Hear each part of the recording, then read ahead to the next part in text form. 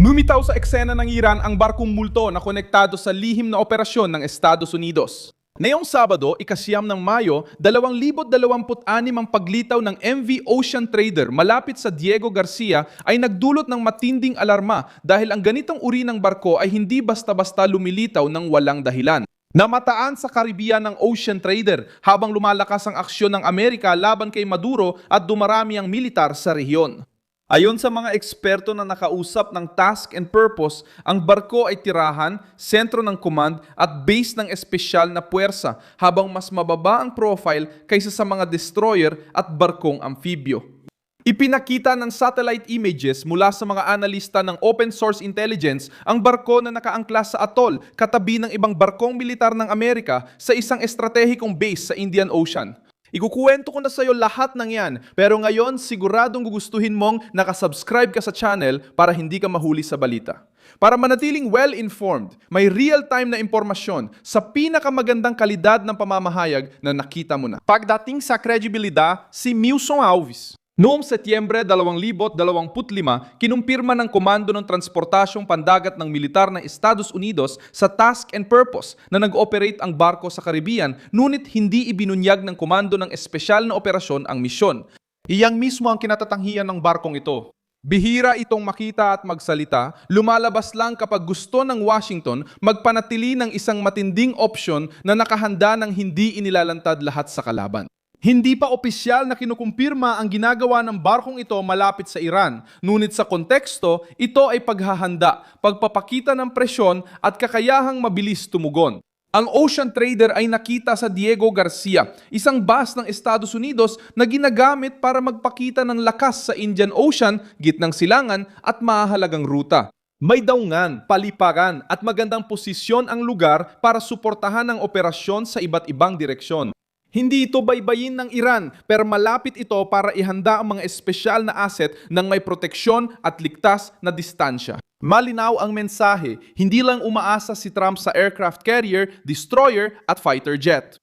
Naglagay rin siya sa teatro ng operasyon ng isang palihim na kagamitan para sa mahihirap na misyon.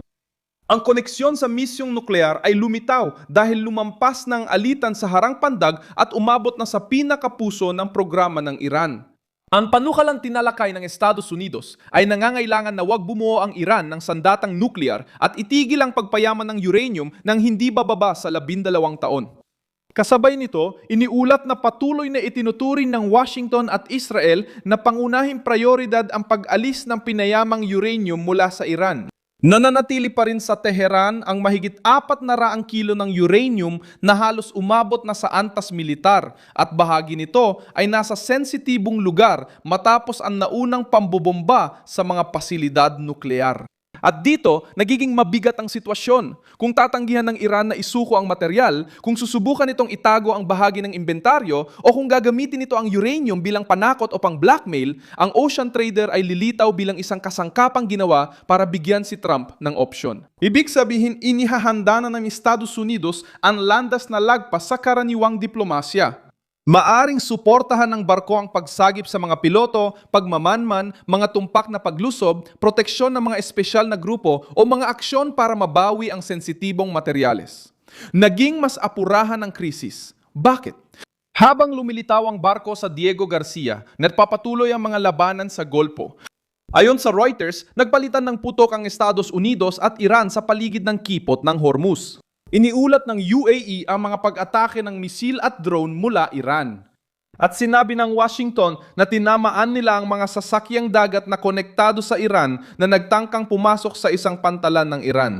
Lumabas ang barko bilang senyales ng kilos militar, hindi bilang target ng atake o tagapagsagawa ng opisyal na operasyong pandigma.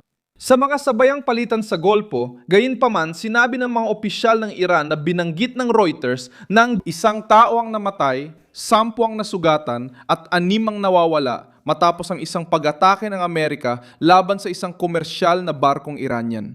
Inilahad ng Washington ang aksyon bilang bahagi ng dagdag na presyon sa mga barkong konektado sa pagsisikap ng Iran. Mas nagiging seryoso ang paglitaw nito dahil sa kamakailang pangyayari. Binanggit ng maritime executive na ito ay nag-ooperate ng walang karaniwang sibilyang signal, puti ang pintura at mukhang kargamento para humalo sa trapikong pandagat. Ang katangiang ito ay hindi lang estetiko, bahagi ito ng militar na halaga ng barko, makarating ng tahimik, manatili malapit para kumilos at hindi ibunyag ang plano sa kalaban. Ang Ocean Trader, dating komersyal na barko, ay ginawang espesyal na support platform at ngayon ay may tungkuling lohistika, lihim at militar na presensya. Ayon sa mga bukas na mapagkukunan, kaya nitong magdala ng mga 50 sibilyang tripulante at dagdag na hanggang 159 na sundalo mula sa Special Operations, kaya umaabot sa 200 at siyam na katao ang maaring sumakay dito. May ulat na kaya nitong magdala ng helicopter, drone, maliliit na bangka, pagawaan, medical na pasilidad at sensitibong komunikasyon. Kaya malakas ang reaksyon kapag ito'y lumilitaw malapit sa Iran. Hindi to ordinaryong barkong nagpapatrolya, kundi lumulutang na estruktura para sa mga misyon na kailangang kumilos ng mabilis at hindi gaanong magsalita ang Washington. Kinukumpleto ng salik na Diego Garcia ang larawan. Isa ito sa pinakamahalagang base ng Amerika. Pinapayagan nitong maabot ang mga ruta mula sa gitnang silangan, silangang Afrika, Timog Asya at mga lugar malapit sa kipot ng Malacca. Ipinaalala ng Chatham House na nagamit ng Diego Garcia para suportahan ng mga operasyon na may kaugnayan sa Iraq, Iran at sa sungay ng Afrika, bukod pa sa pagiging basehan ng mga strategic bomber. Kapag may barkong espesyal na operasyon sa loob ng atol na ito sa gitna ng krisis sa Iran, malinaw na ang mensahe. Sa retorika nito, pinalalawak ng White House ang opsyon sa militar bago matanggap ang sagot mula sa Tehran. Ayon sa kasaysayan, ang tahimik na presyong ganito ay madalas na uuna sa mapagpasyang aksyon.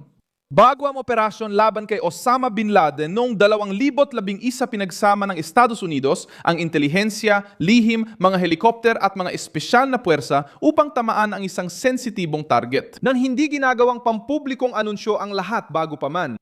Bago ang mga aksyon laban sa mga teroristang network sa Yemen at Somalia, gumamit na ang Washington ng mga baseng abante, pagmamanman at lihim na paraan para paikliin ang oras sa pagitan ng desisyon at aksyong militar. Ang Ocean Trader ay sumusunod sa tradisyong iyon. Nariyan ito para kapag gusto ng Pangulo na may nakahandang opsyong si Ruhical. Maging para hulihin ng isang leader, magligtas ng mga tao, kunin ang sensitibong kagamitan o magbukas ng daan para sa isang operasyon na hindi maaring umasa sa mahahabang lantad na galaw, ang mga halimbawa mula sa ibang bansa ay nagpapalakas sa luhikang ito. Ang Israel sa pagtaya sa banta ng nuklear sa gitnang silangan ay hindi naghintay na mabuo ng kalaban ang estratehikong kakayahan. Inatake nila ang reaktor ng Iraq na Osira noong 1981 pagkatapos ay tinarget ang isang pasilidad sa Syria noong 2007, palaging nakatuon sa pagpigil na gawing panangga sa politika ng kalaban ang kanilang programang nuklear.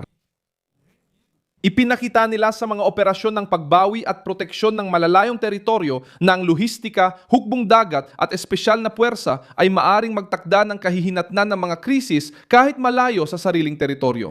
Ang Pransya ay nagpapanatili rin ng mga kakayahang pang-operasyon sa mga base sa labas ng bansa para kumilos agad sa Afrika at gitnang silangan kapag nanganganib ang kanilang interes. Ngayon, inilagay ni Trump ang pressure na Amerika sa isang rehimen na patuloy gumagamit ng pinayamang uranium, mga rutang pandagat at banta sa riyon bilang panangga sa mas matinding tugon. Depende sa tugon ng Iran ang susunod na hakbang. Tatanggapin kaya nila ang totoong kasunduan na may mapatutunayang pagsuspinde ng pagpapayaman at solusyon sa imbak ng uranium. Maaaring manatiling kasangkapan ng panggigipit ang Ocean Trader na hindi nagsisimula ng bagong yugto. Kung subukang magpalipas oras ng rehimen, itago ang materyal o panatilihin ang revolusyonaryong gwardiya habang ginugulo ang mga barko at bus ng Amerika, ang presensya ng barkong ito sa Diego Garcia ay mas seryosong senyales. Si Trump sa ngayon ay may diplomasya pa rin nakalatag. Mas pinalawak ang mga parusa, barko sa Golpo, mga fighter jet na nasa operasyon at diskretong plataporma ng espesyal na puwersa sa lugar. Ipinapakita nito na handa ang Washington na ituring ang uranium ng Iran hindi lang bilang paksa ng pagpupulong kundi bilang isang estratehikong target ng desisyon na maaring gawin anumang oras. Ako si Milson Alves, internacionalista, at layunin kong bigyan ka araw-araw ng totoo at mahalagang balita. Heto ang mga newslink. I-like ang video, mag-subscribe sa channel at tingnan ang mga komento para maging bahagi ng komunidad ni Milson Alves. Hanggang sa muli!